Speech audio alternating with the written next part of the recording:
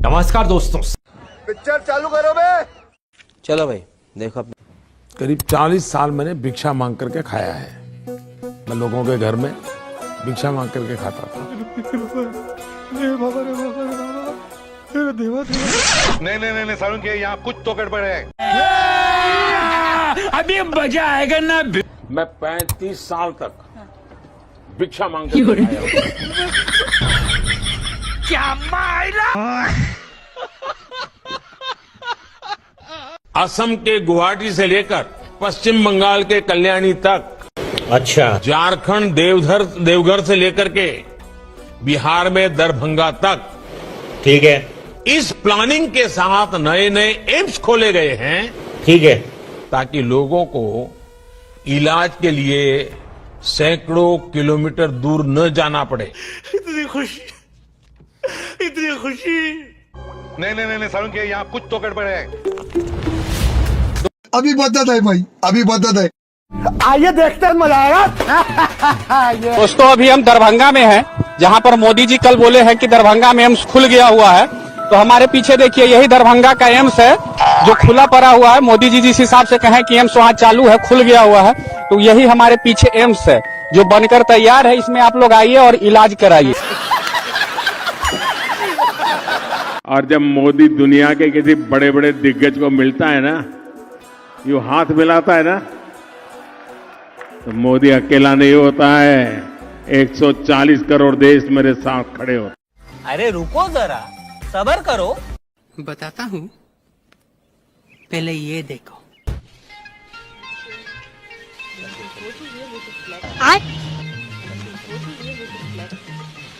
ये क्या तमाशा लगा रखा है तूने? ये तस्वीरें दिखाकर क्या साबित करना चाहता है तू? यही नहीं, अभी और सुनिए।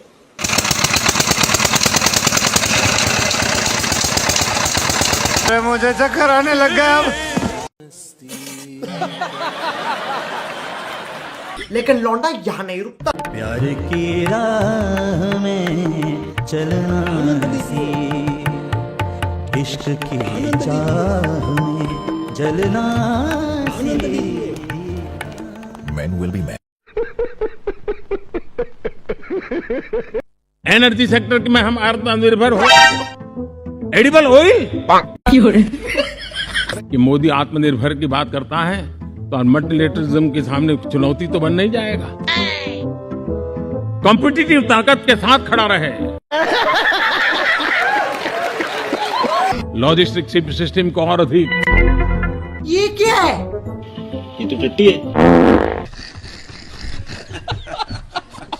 ऐसा जीरो डिफेक्ट जीरो इफेक्ट वाला हमें दुनिया के सामने मैन्युफैक्चरिंग क्षेत्र में जाना। और जब मैं दुनिया को कहता था हम राजनीतिक लाभ नुकसान के गणा भाग के अंदर। यार तुम तो धनाधन फेंके जा रहे हो। उछालने की कोई लिमिट होती है। अब पूरा हमारा दिमाग। अरे मुझे चक्कर आने लग गया अब। Mr. Prime Minister, I had an Irish grandfather named Ambrose Finnegan, and he used to say that when you give a toast and you don't have any alcohol in your glass, you must do it with your left hand. अभी मजा आएगा ना। अरे यार ये बोला क्या है, मुझे तो कुछ समझ में नहीं आया। क्या करूं आइडिया। हंस देता हूँ, बात भी बन जाएगी और इज्जत भी बच जाएगी। ये बड़ी अच्छी बात कही आप। You think I'm kidding? I'm not.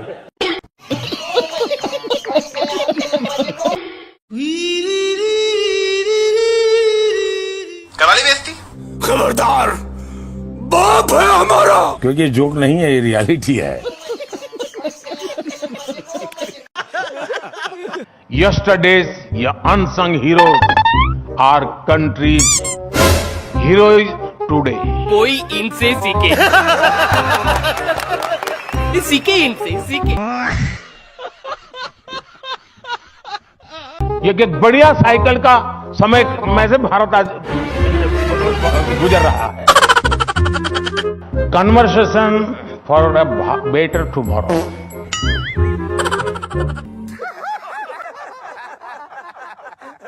अब 2023 में क्या बोला तूने?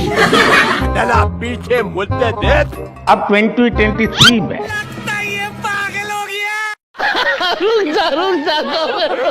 वो कौन सा लोकतंत्र था? अरे कौन भौंक रहा है ये बदतमीज? पंडित नेहरू को बिठा दिया गया। अगर देश के पहले प्रधानमंत्री सरदार वल्लभ भाई पटेल होते कैसे कैसे? तो मेरा कश्मीर का ये हिस्सा आज पाकिस्तान के पास न होता। बात तो सही है। अभी बदत है भाई, अभी बदत है। आइए देखते हैं, मजा आएगा। पहली बार जो चुनाव हुआ 1951 और 52। 1950 में वल्लभ भाई पटेल की आकस्मिक मृत्यु हो चुकी थी। अब आदमी कैसे ये बोलता है कि 1951 के चुनाव में वल्लभ भाई पटेल को खड़ा होना चाहिए और प्रधानमंत्री में, मतलब बिना सर पैर की बात बोलने लगता है। क्या बात है सर, क्या बात है सर, क्या बात, ये बात। हम अभी भी मानते हैं कि सरदार साहब अगर देश के पहले प्रधानमंत्री होते तो जम्मू कश्मीर समस्या ना होती।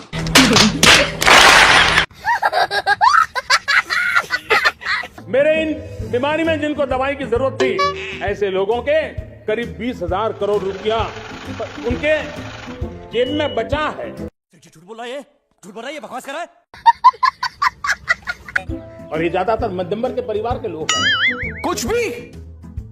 कुछ भी हम सभी का कर्तव्य, हर नागरिक का कर्तव्य, 13.5 करोड़ लोग डाइवर्सिटी, हमें ये गंवाना नहीं है। अच्छा, आज हजारों टिंकरिंग लैंप, भारत का सबसे बड़ा सामर्थ्य बना है विश्वास। उठा ले रे देवा, उठा ले रे बाबा। जन जन में हमारा विश्वास, और ये विश्वास की मदाई बुलंदियां कि जिस प्रकार से द्वितीय, बेचारे भूल गए होंगे, टेंशन बहुत है ना। महायुद्ध के बाद, द्वितीय विश्व युद्ध के बाद दुनिया ने एक नया वर्ल्ड ऑर्डर, कुछ भी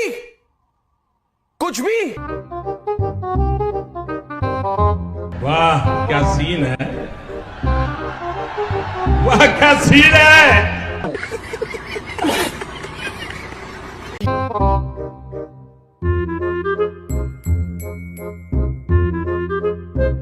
कैमरामैन जल्दी फोकस करो।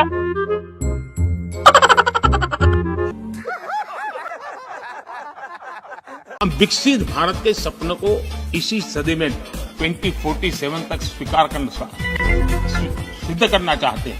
अच्छा। जम्मू कश्मीर में प्रिवेंशन ऑफ एट्रोसिटी एक्ट नहीं था। अच्छा, वक्तव्य अवेलेबल है। साले मिठाई की दुकान पे लेके जाऊंगा, 200 में बिक जाएगा। जब सांगमा जी चुनाव लड़ रहे, वो भी एक आदि भाषी, तो उनके साथ भी यही किया गया। बस तो हो गया फैसला, बस हो गया फैसला। गांवों में किसी का बड़ा बंगलो हो, लेने का मन करता हो, कैसी अपमानजनक बातें कर रहा है लड़का, ये अश्लील है ये लोड़ा। भगवान की आरती उतारिए।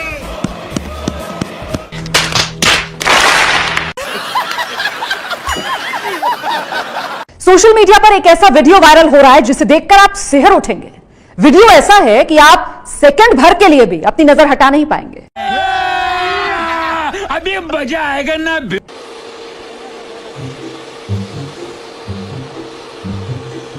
ए टीवी वाले भाई,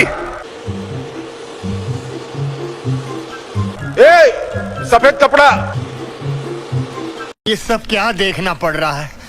अच्छा है मैं अंधा हूँ।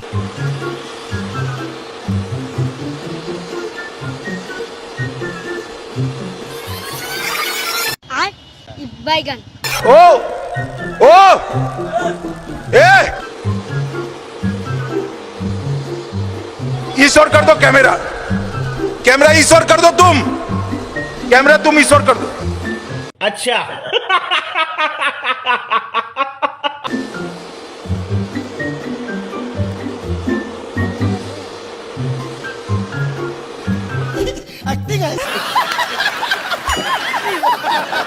हमारी भावी पीढ़ी को, हमारे बच्चों को, बच्चे भी बच्चे एफिशिएंट बनाना। फिर से आ गए रे बाबा, इधर जहर खाने का पैसा नहीं है, तू जा रे जा। यार तू कुछ और दुनिया में हमें अग्रिम पंक्ति में जाने का रास्ता भी है।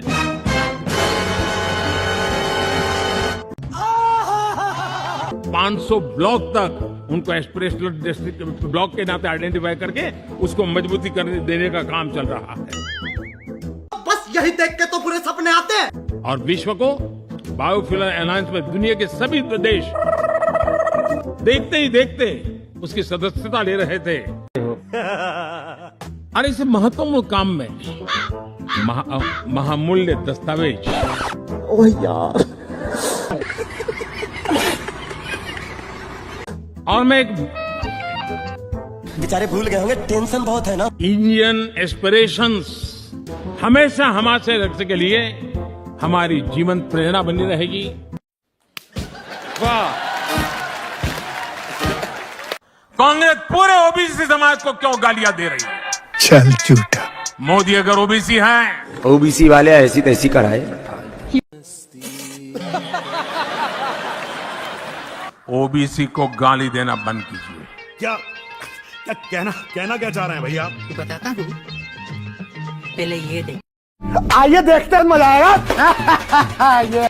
मैंने भगवान से भी कह दिया है कि मुझे आंख कभी नहीं चाहिए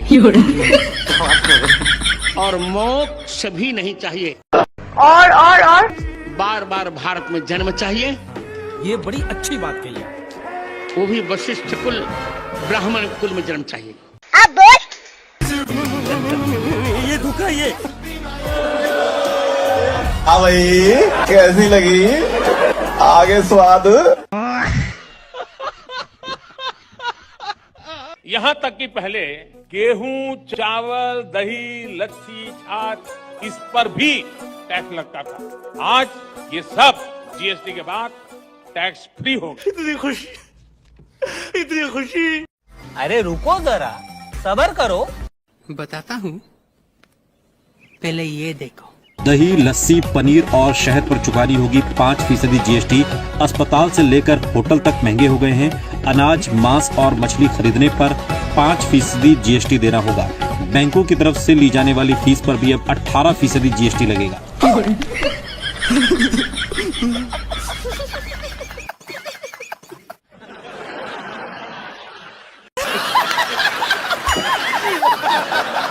कि प्रधानमंत्री जी सेना के शौर्य के नाम पर वोट मांग रहे हैं और हर दूसरा ऑपोजिशन लीडर इस बात को अपनी सभा में बोलता है। आप कैसे देखते हैं उनके इस बयान को? Good question. अभी मजा आएगा ना। अच्छा होगा कि पत्रकारिता में बैठे हुए लोग जरा निकाल के लाएं और बताएं देश को कि देखो भाई, मोदी ने सेना के नाम पे वोट मांगा। मैंने कभी नहीं मांगा सेना। अरे झूठ बोल रहा है, ये झूठ बोल रहा है। तू समझा? मैं तुम्हें अभी समझाता हूँ। आइए देखते हैं, मजा आएगा। मैं मेरे फर्स्ट टाइम वोटर से कहना चाहता हूं कि आपका पहला वोट, यही नहीं, अभी और सुनिए। जो वीर शहीद हुए, उन वीर शहीदों के नाम आपका वोट समर्पित हो सकता है क्या?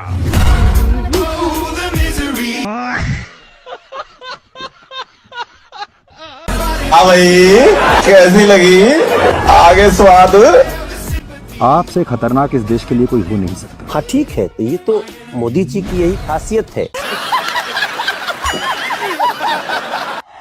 आप मुझे बताइए, क्या देश के पैसे लूटने देने चाहिए?